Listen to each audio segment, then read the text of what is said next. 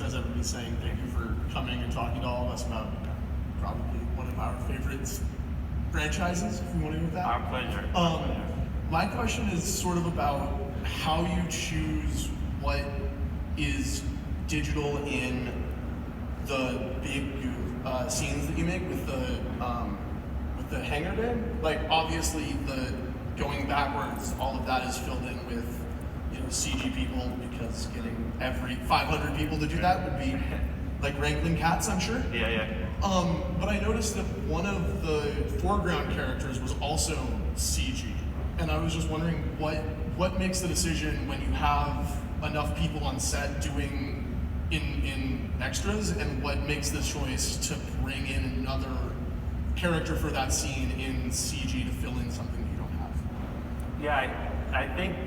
Did you answer? I did. It occurred to me that I think an important point about stuff that's done practically is you also have to be very careful about how you shoot it.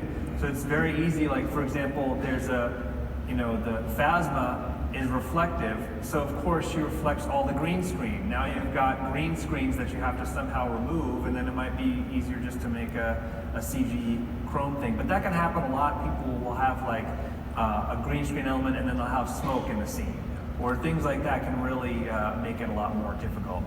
That's a perfect example. The Phasma, C-3PO, things that we wanted to be there, but then you weigh, like, do we paint out every reflection on him, or do we just replace him?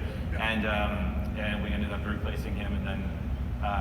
But another thing too for me is also just the way the dynamics of the shot change. And once you change that lighting, sometimes our extras break, or they weren't lit properly, and sometimes it makes more sense for us to relight them in the new scene as a CG asset. So, yeah, thanks for the question.